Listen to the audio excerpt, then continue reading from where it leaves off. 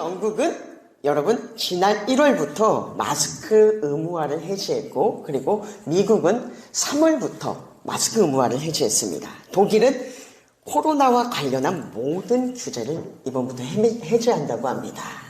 어쩌면 이것은 누군가가 원하던 원치 않던 이 시대의 요구에 따라 어쩔 수 없이 변하게 되는 것 같습니다. 이처럼 우리 주변을 보면은 모든 것은 시대의 요구에 따라 변할 수밖에 없습니다. 이를테면 사람도 마찬가지예요.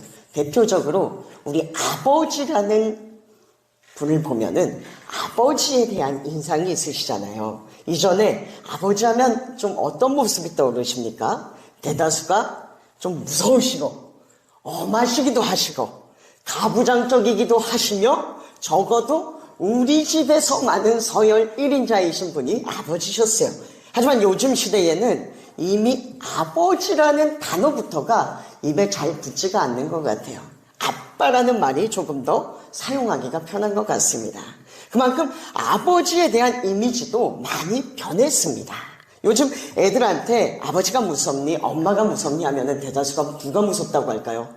엄마가 무섭다고 말합니다. 아버지 무섭지 않아요. 열의 아홉은 엄마가 무섭다고 말합니다. 그래서 어떤 유치원에서요, 재밌는 얘기 하나 해드릴게요. 시를 지었어요. 선생님이 가족에 대한 시를 한번 지어봐라. 유치원생 아이가 이 시대를 아주 잘 반영해주는 시를 아주 재밌게 지었습니다.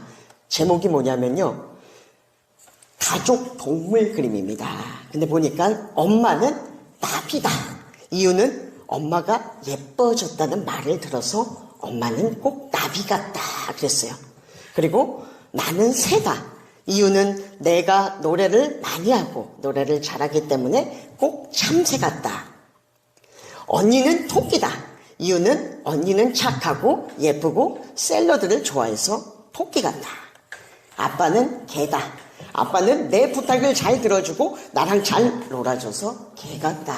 이렇게 시를 지었어요. 시대를 보는 안목이 아주 탁월한 아이예요. 여러분 보니까 이게 현실입니다. 더 이상 가정에서 우리 남자분들이 큰 소리를 낼 수 없는 시대가 도래했습니다. 그럼 조금 흥미로운 사실을 하나 더 알려드릴게요. 사람들의 인식 속에서 가정의 아버지에 대한 인식만 바뀐 게 아니라 하나님 아버지에 대한 이미지상도 많이 바뀌었습니다. 작년분들 한번 생각해 보세요. 예전에 70년대, 80년대 설교 들으시면 그때의 하나님이랑 요즘 설교에서 듣는 하나님이랑은 분명히 다르죠. 이를테면은 70년대, 80년대의 하나님은 약간 느낌이 어땠냐면은 내가 뭘 잘못하면 벌 주시고 또 그리고 무섭게 하시며 또 그리고 어찌 보면은 엄한 하나님이 떠올랐어요. 반면에 우리가 요즘에 듣는 하나님, 설교 시간에 듣는 하나님은 모든 것 사랑으로 품으시고 다 용서해 주시고 어떠한 상황에서도 우리를 구원해 주실 것 같은 하나님이에요. 그러면 여러분 생각해 보기에 하나님이 좀 연세가 드셔가지고 많이 꺾이신 걸까요? 아닙니다. 이게 왜 그러냐면은 심리학자들이 말하기를 나의 현실 아버지 상이 그 하나님 아버지의 상에 그대로 투영이 된다는 것입니다. 그럼 하나님에 대한 인상이 바뀐 이유는 답이 딱 나오는 거야. 하나님은 태초부터 지금까지 동일하셨는데 내가 원하는 아버지의 상, 우리가 원하는 아버지, 하나님 아버지에 대한 상이 달라진 겁니다.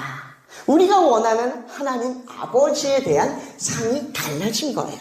이를테면은 처음에 코로나에 대해서 말씀을 드렸지만 여러분 코로나는요 그대로입니다. 오히려 보면은 더 변이하고 더 강해진 것 같아요.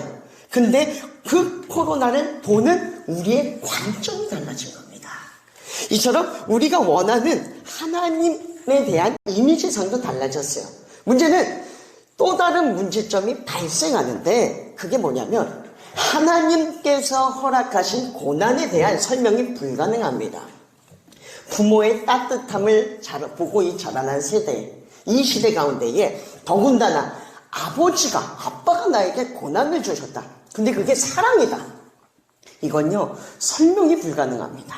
이를테면은 이스라엘이 광야에 놓였습니다. 그러면 열의 아홉은 우리가 인식하기를 뭐라고 인식하냐면 저들은 뭔가 잘못해서 벌받고 있다.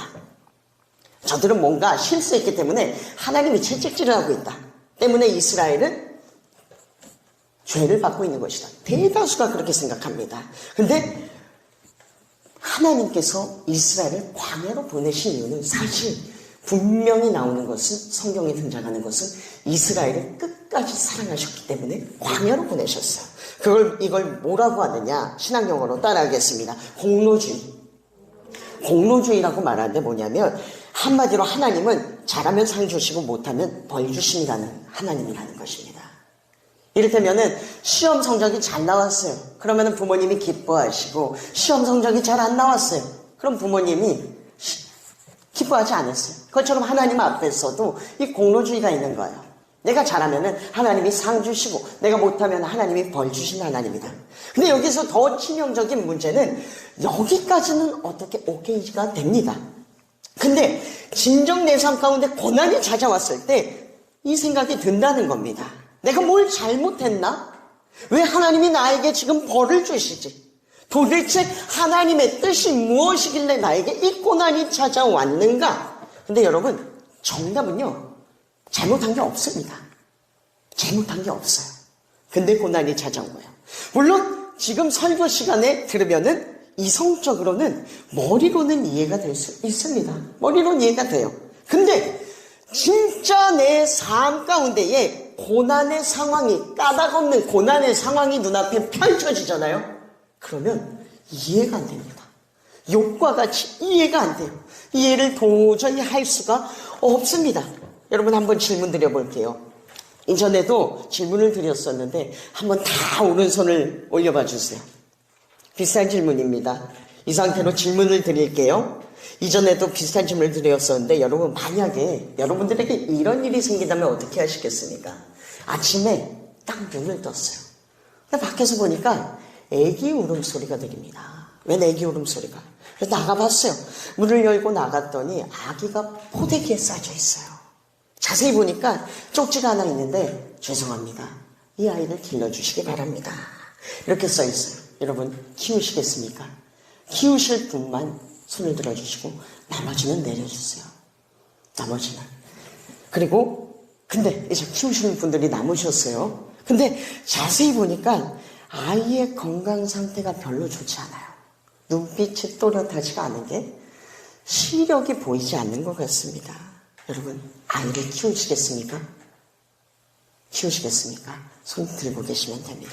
근데 생각을 해보니까 이 내 형편이 말이 아니에요. 아기를 데리고 들어왔는데 월세도 못 내고 있어요. 카드값은 산더미예요. 내 코가 석자인 상황이에요. 이 아이를 키우시겠습니까?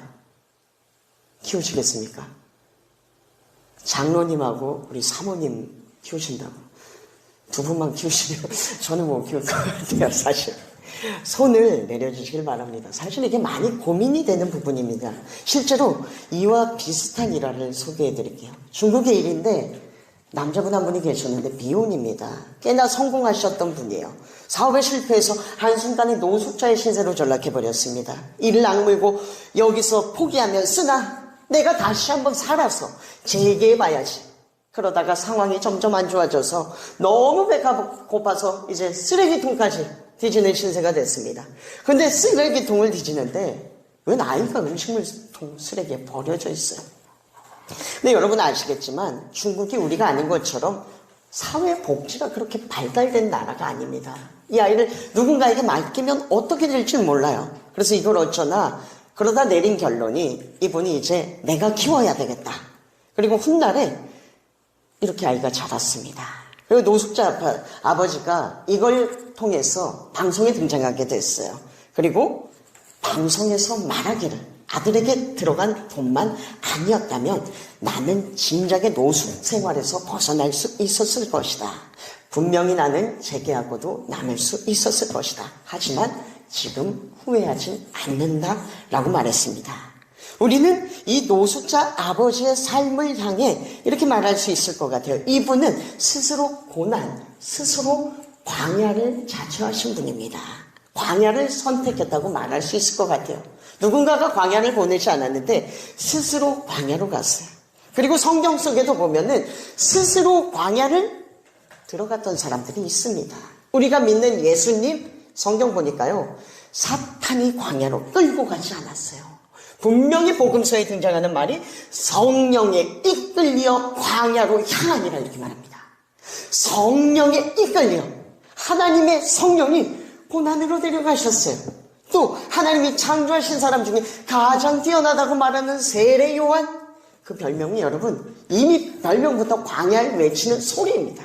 광야에 외치는 소리. 그 외에 수많은 선지자들이 스스로 자기 발로 광야를 들어갔습니다. 근데 생각해 보세요. 분명히 내 발로 들어갈 때는 뭔가 이유가 있는 거잖아요.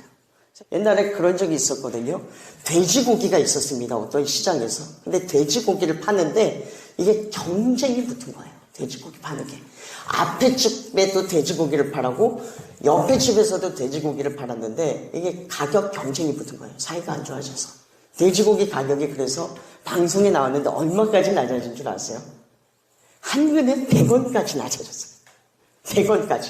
서로 둘 다 남는 게 없어요. 그리고 마지막에 하는 말이 이제는 500원으로라도 올려야 본전이 남을 것이다. 근데 여러분 분명히 그러면 사람들이 줄을 서서 달려갔단 말이에요. 끝없이 줄을 서서 1시간도 넘게 줄을 서서 기다린단 말이에요. 그리고 들어갈 때, 달려갈 때는 이유가 있는 거예요.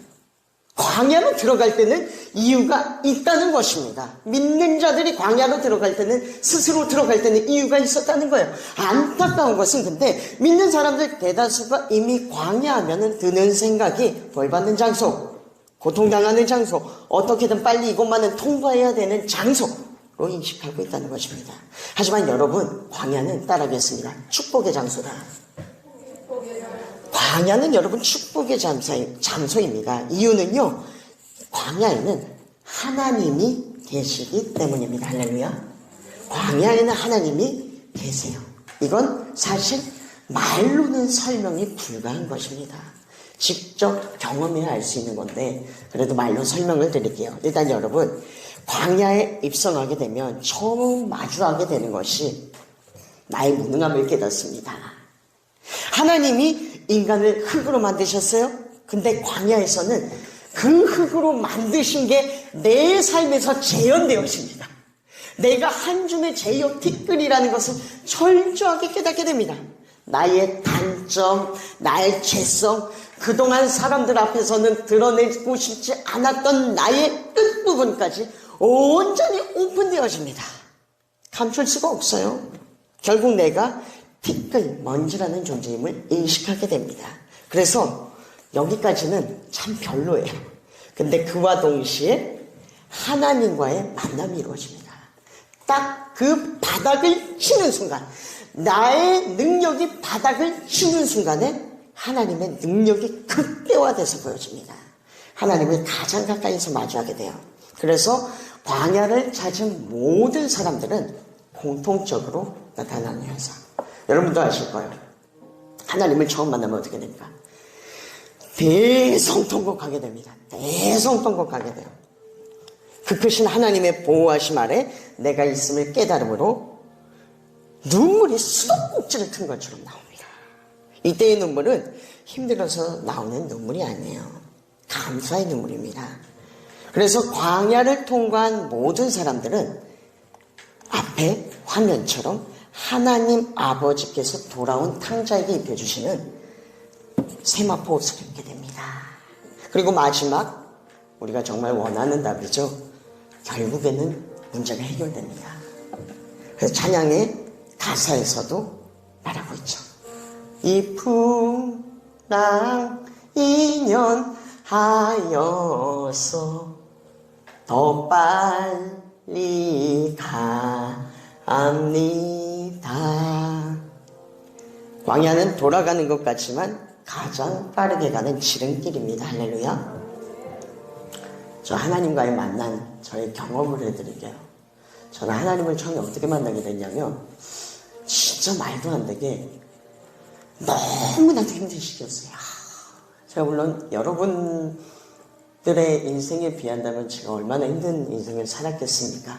하지만 저의 인생에서는 적어도 그때가 가장 힘든 시기였다라고 말할 수 있는 그 시점에 하나님이 진짜, 예수님이 꿈에 나 등장하셨어요. 꿈에. 제가 침대에 누워 있는데 예수님이 침대 옆에 서 계셨어요. 꿈에서.